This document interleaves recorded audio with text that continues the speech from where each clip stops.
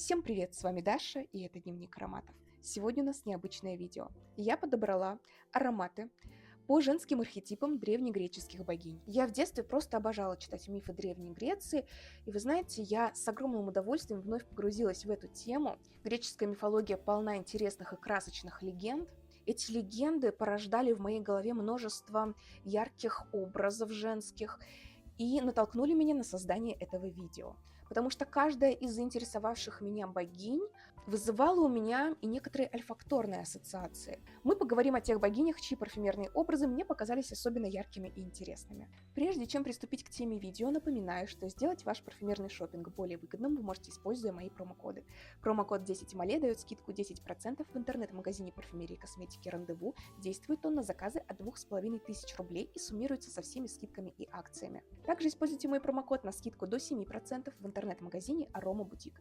Он действует от любой суммы заказа. Все подробности в описании к видео. Обязательно подписывайтесь на канал, если вы этого еще не сделали, а мы начинаем.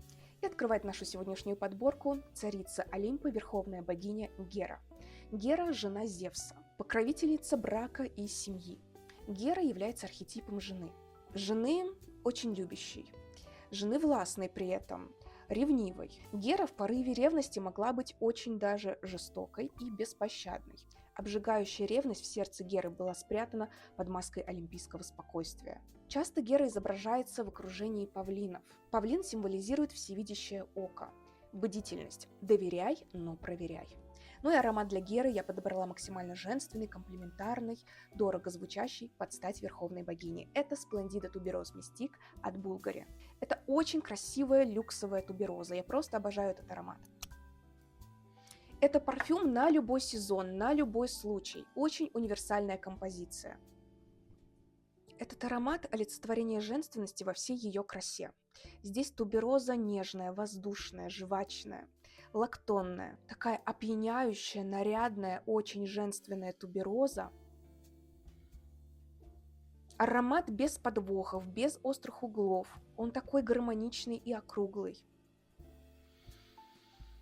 Также здесь присутствует ягодность очень приятная. Землянично-смородиновые оттенки здесь очень красивые.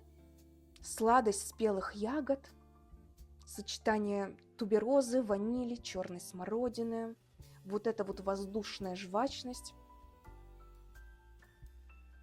нежность этих белоснежных лепестков. Нота мирры добавляет глубины звучанию, добавляет теплоты. Кстати говоря, мирра – это смола, символизирующая духовность, всепрощение и верность. То, что мы наблюдаем в богине Гере. Несмотря на свою ревность, она все-таки прощала все многочисленные измены своему мужу и оставалась ему всегда верна. Звучание объемное, но при этом аромат не кричащий. У него есть и шлейф, у него неплохая стойкость.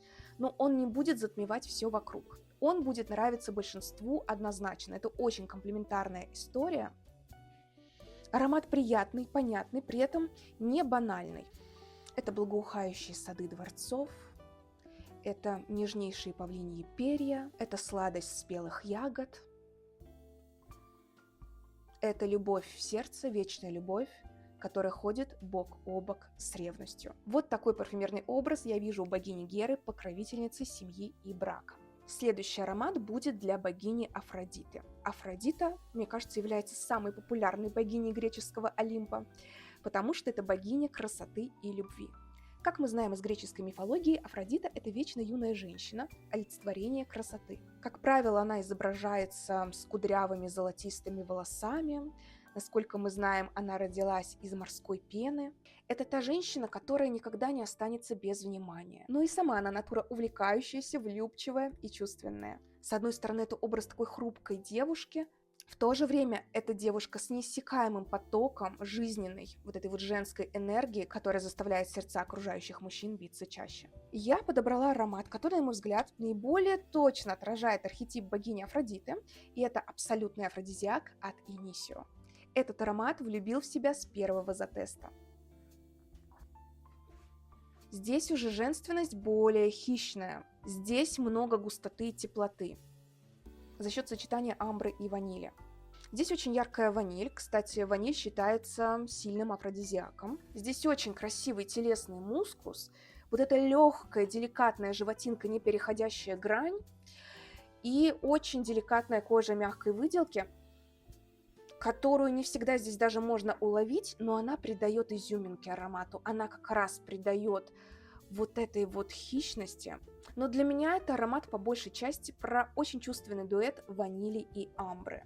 Про телесный мускус, про теплоту разгоряченной кожи, про упоительную женственную сладость, но не уходящую в какую-то типичную гурманику. Аромат гурманским назвать не могу, хотя сладость, безусловно, в нем есть. Но это сладость, которая именно дает женственности, которая дает той самой нежности, вот этой Афродиты, которая вышла из морской пены. Аромат, которым я просто не могу надышаться. В нем есть и мягкость, и нежность, и теплота, и хищность, и какая-то легкая дерзость, но все здесь звучит умеренно. Мне кажется, это аромат влюбленной женщины в первую очередь. Причем неважно, какого она возраста, но она молода душой. И она расцветает за счет этой любви. И любви, конечно же, взаимной. Мне кажется, это прекрасный аромат для свиданий. Вот почему, собственно, это аромат Афродиты. Если ищете чувственную, но при этом дорого и благородно звучащую ваниль, присмотритесь к этому аромату. Наш следующий женский архетип и парфюмерный образ – это богиня Афина. Афина – это богиня мудрости и стратегии, богиня справедливой войны и также покровительница ремесел. Ну и не будем забывать, что Афина является покровительницей Афин, столицы Греции. Ее образ олицетворяет сочетание силы и интеллекта. Она часто изображается в шлеме с высоким гребнем, с доспехами и совой. Сова является символом мудрости. Также одним из символов Афины является оливковая ветвь. Это символ мира и покровительства Афинам. В целом Афина миролюбивая.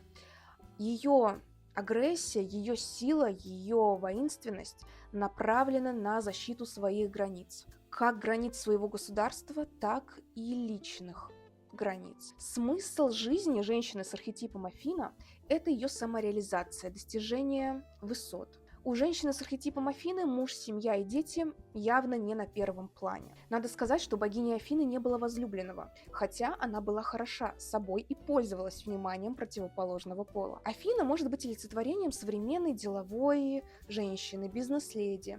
Но это не обязательно карьеристка. Это, возможно, просто самодостаточная женщина. Она может активно увлекаться каким-то спортом, даже каким-то не очень популярным, может быть, не очень присущим для женщины видом спорта. И она может всю свою силу, всю энергию, все свободное время посвящать вот этому увлечению спортивному, либо какому-то творческому. Афина не любит флиртовать, в отличие от той же Афродиты.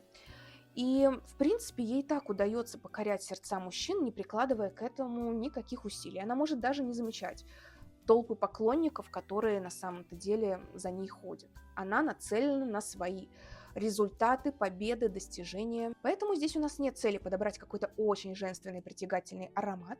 Скорее, у нас стоит цель подобрать максимально комфортный для нее аромат, который будет такой уютной дымкой находиться с ней, нежной вуалью такой ее окружать и сопровождать в течение дня. И я подобрала для повседневного образа Афины сады Кетиры от Hermès. Много природности, много свежести. Здесь очень сочные яркие цитрусы, здесь и горчинка присутствует, терпкость вот этой цедры цитрусовой, такие спокойные, умиротворяющие древесные ноты и зеленая свежесть природная. Здесь заявлена нота оливкового дерева. И как мы помним, это один из символов богини Афины, он часто ее сопровождает на ее изображениях, и здесь есть действительно и некоторая маслянистость плодов оливы, как будто выжимка, экстракт из оливок. Здесь есть и древесность, ощущение сухой древесной коры. И, безусловно, зеленые оттенки. То есть для меня это оливковое дерево во всей его красе. Это и сухая древесина, это и сочные маслянистые плоды, это и зеленые листочки, нагретые греческим солнцем. Также в аромате присутствует солоноватость, как будто бы до этих оливковых рощ доносится вот этот соленый морской воздух. И также нота фисташек, причем я здесь ощущаю их именно как соленые обжаренные фисташки. В аромате совершенно нет сладости. В аромате есть свежесть, есть сочетание вот этих солоноватых оттенков и кислинки цитрусов, есть вот эта легкая акватика, хоть акватических нот здесь и не заявлено, но я ощущаю здесь такой приятный соленый морской воздух в сочетании с вот этими солеными фисташками, аромат оливковой рощи, аромат вот этой вот листвы, обожженной солнечными лучами. В аромате много природности. И здесь нету какой-то напускной красоты, напускной вычурной женственности. Ничего такого здесь нет. Максимально свежий природный аромат. И нота фисташек здесь очень красиво обыграна, и это именно соленые фисташки и уют в тени вот этих оливковых рощ. Возможно, на выход на особый случай Афина надела бы что-то и поярче. Но на повседневную носку я считаю, что это просто идеальный вариант для женщины с архетипом Афина. Наш следующий парфюмерный образ и женский архетип – это богиня Эос, богиня утренней зари. Эос часто изображается прекрасной крылатой женщиной с кувшином в руках. Это кувшин, наполненный росой, которой она поливает утренние цветы на рассвете. А факелом она разгоняет туман и приносит с собой солнечный свет. Эос для меня в первую очередь это очень романтичная натура. Эос влюбчива, она с активной жизненной позицией. Она может сама проявить инициативу в отношениях с мужчиной. Это та девушка, о которой говорят, она своего не упустит. При этом у нее часто бывает переменчивое настроение. Она может принимать быстрые и импульсивные решения, действуя в первую очередь эмоционально. Сначала сказать, а потом подумать. Вот такое у нее бывает. Эос, в свою очередь, является не только богиней утренней зари, но и покровительницей влюбленных. Богине Эос посвящена очень печальная и романтичная легенда. Богиня Эос была влюблена в земного мужчину, в Титона. И она попросила для него бессмертия, чтобы он всегда был рядом с ней. Но она забыла для него попросить вечную молодость. А поскольку сама богиня Эос не стареет, то ей приходилось наблюдать, как стареет ее возлюбленный. Эос больше не могла наблюдать за мучениями Титона и попросила Зевса превратить его в цикаду. И по легенде пение цикады нам напоминает именно об этой вечной любви. А утренняя роса, которой Эос поутру поливает цветы, это слезы богини Эос, слезы по ее возлюбленному. И для Эос я подобрала аромат Флора Сальваджиа из линейки Аква Аллегория Герлен. Мне кажется, он идеально отображает вот это ощущение природы, которая только проснулась с утра.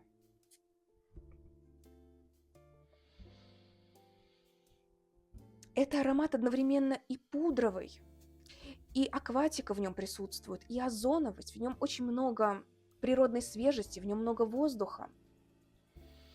При этом нежность и женственность вот этих прохладных утренних цветов, покрытых росой. Это очень красивые ирисы, фиалки. Сладость недоспевшей сочной дыни. Влажный воздух. Вот эта вот зеленая трава, покрытая капельками росы. И это все на рассвете. Недоспевшие фрукты, полевые цветы, фиалки, восход солнца, прохладный ветер утренний, такая влажная акватическая свежесть. Это нежность, это хрупкость. Это хрупкость даже самых сильных чувств, даже самой сильной, казалось бы, вечной любви. Все зыбко в этом мире, и легенда о богине Эос и Титоне нам об этом и рассказывает. И как важно правильно принимать в жизни решения, правильно формулировать свои запросы. И Флора Сальваджиа очень красивый аромат, в котором так филигранно переплетается пудровость с озоновостью, с акватикой. Именно так для меня пахнет роса на этих прохладных нежных лепестках. Следующая наша богиня – это Персефона, владычица царства мертвых, а также богиня весны и плодородия. Это богиня компромисса между светом и тьмой. Персефона является дочерью Зевса и Диметры, и по легенде она была похищена Аидом, когда собирала цветы. Причем Аид похитил ее с разрешения Зевса. И тем самым она была насильно выдана замуж за Аида, он забрал ее в свое царство мертвых, и она стала полноправной владычицей тоже этого царства. И как интересно, то есть Персефона олицетворяет и цветущую весну, и мрачное царство мертвых. Символами Персефоны являются цветы – нарциссы и лилии. А колосья пшеницы, венок на голове из колосьев пшеницы, напоминает о ее матери Диметре, о том, что Персефоне нужно к ней вернуться. Ведь Диметра, узнав, что ее дочь была похищена Аидом и выдана за него замуж, поставила условие, что 2/3 года дочь должна проводить с ней, и лишь 1/3 она будет оставаться со своим мужем Аидом. И на то время, пока Персефона остается с Аидом, наступает зима. Земля замерзает, цветы увядают, и природа начинает расцветать, когда Персефона возвращается к своей матери Диметре. Какие качества могут быть присущи Персефоне? В первую очередь, некоторая инфантильность. Это девочка, которую баловали. Не обязательно финансово, да, скорее любовью своей ее баловали родители. Это избалованная, в хорошем смысле избалованная, любимая дочка своих родителей, вокруг которой крутилась вся жизнь. И из-за этой гиперопеки Персефона у нас немного инфантильная, наивная. И в силу этого избранник Персефоны зачастую это сильный и властный мужчина. С возрастом Персефона становится уверенней в себе, самостоятельней, становится властной и в целом становится сильнее. И в первую очередь, конечно же, аромат для Персефоны должен быть цветочным. Цветочным, но с легкой нуарностью, с легкой меланхоличностью. И это Beaufort London Phantom V. Мне кажется, этот аромат просто идеально описывает и образ Персефоны, и настроение этой легенды. Смотрите, какое оформление, такая ведьминская рука здесь. Очень непростой аромат, но насколько он интересный. Он такой же двойственный и многогранный, как и Персефона. Очень яркая, насыщенная цветочная композиция. Здесь присутствует яркая нота лилии, а мы помним, что лилия – это один из символов Персефоны. Здесь есть и желтые цветы. Нота мимозы дает пыльцовость. И опять же усиливает вот это весеннее настроение. Яркие пачули, много зеленцы в звучании. Мне здесь даже мерещатся тюльпаны. То есть это такое ассорти из прохладных весенних цветов. При этом здесь есть ощущение влажной земли. Здесь есть ощущение промозглого ветра. То есть, с одной стороны, это цветущая весна, благоухающая, ароматная, с зеленой травой, но при этом есть легкая тревожность. Холодный ветер, возможно, весенний дождь. Ощущается какой-то холодок в аромате. Ощущается ярко вот эта вот земляная нотка. Я здесь ощущаю именно запах влажной земли. И знаете, очень многим этот аромат дает ассоциации с цветочным магазином, с холодильником, в котором множество различных цветочных букетов. И действительно, так пахнет именно в холодном отделе цветочного магазина, вот этот вот холодный, очень свежий, напитанный цветочными ароматами воздух. То есть, с одной стороны, здесь есть вот эта вот цветочная сладинка, здесь есть вот эта женственность, здесь есть некоторая манкость, безусловно, но при этом все это с таким немного отстраненным холодком. Какая-то загадочность и таинственность присутствует в этом аромате однозначно. Да, здесь есть легкий налет нуарности. Он вроде бы и весенний, и цветочный, и женственный, но в то же время немного мрачный, немного меланхоличный. Но что-то в этом есть. Мне кажется, аромат на 100% отражает настроение и характер Персефоны. И завершает нашу сегодняшнюю подборку архетип богини Диметры. Тот архетип, который многим женщинам присущ. Диметра – это богиня плодородия и земледелия. Это богиня-мать. У богини Диметры очень красивый, нежный образ. Золотистые волосы такого же цвета, как пшеница. В руках спелые плоды, как символ плодородия. Ну и снопы или колосья пшеницы, как символ урожая. Это любящая мать. Это мать, которая видит смысл жизни именно в своих детях. Когда Аид похитил дочь Диметры Персефону, Диметра погрузилась в траур и отправилась на поиски дочери. И когда она отправилась на ее поиски, она полностью забыла про то, что ей нужно заботиться о плодородии, о земледелии. И на земле наступил голод. Засуха, голод и холод. Появилась смена сезонов, смена времен года. И чтобы не допустить увядания природы и бесконечного голода, пришлось пойти Аиду на уступки и проводить со своей женой только 1/3 года, и, соответственно, 2/3 года Персефона проводила с матерью. О чем нам говорит эта легенда? Это мать, обладающая гиперопекой. Это мать, которая всегда будет переживать и тревожиться за свою дочь. С одной стороны, Диметра очень заботливая, очень любящая мать. Она всегда вас вкусно накормит, она всегда вас приютит и пригреет. Диметра может слишком сильно присутствовать в жизни своих детей, навязывать свои непрошенные советы, навязывать свое мнение. Наверное, данная легенда о Диметре говорит нам о том, что во всем хороша золотая середина. Какой же аромат я подобрала для Диметры? Безусловно, в нем тоже должно быть много природности.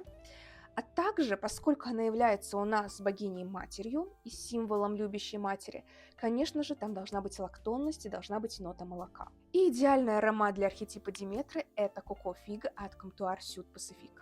Один из моих любимых ароматов у данного бренда, я бы его хотела офлаконить. Аромат очень лактонный. Здесь красивая нота кокосового молока, такое подслащенное кокосовое молоко.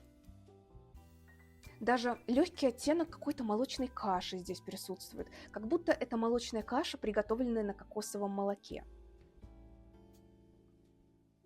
Сладкий кокос, но при этом здесь и свежесть природная есть за счет ноты инжира. Это и сочные плоды инжира. Здесь есть и зеленца, и лист инжира, за счет чего есть в аромате воздух, есть свежесть. Здесь есть нота пшеницы, а пшеница является ярким символом богини Диметры. Конечно же, красивая здесь ваниль, конечно, здесь много сладости. Для меня это такое вкусное подслащенное кокосовое молоко. Стакан кокосового молока со стручком ванили. Опять же, со сладким, сочным инжиром. И все это перед распахнутым окном, которое выходит на пшеничное поле. Пшеничное поле или цветущий сад. Возможно, за счет ноты пшеницы я здесь ощущаю такой нюанс рассыпчатого печенья. Как будто сладкое рассыпчатое печенье, печенье со злаками, окунули в стакан с этим сладким кокосовым молоком. Очень красивая лактонность, очень нежная. Обязательно присмотритесь, ароматы не очень дорогие у этого бренда, очень много достойных композиций у Comptoir Sud Pacifique. Для меня это прям идеальный образ Диметры во флаконе. Девочки, пишите в комментариях, с какой греческой богиней вы ассоциируете себя. Пишите, что думаете об ароматах из моей подборки, а также какие бы вы ароматы подобрали под архетипы древнегреческих богинь. Подписывайтесь на канал, ставьте лайки, также смотрите мои предыдущие видео о различных интересных парфюмах. Не забывайте использовать мои промокоды, мне будет очень приятно. Всем спасибо, кто был со мной. С вами была Даша. Всем пока.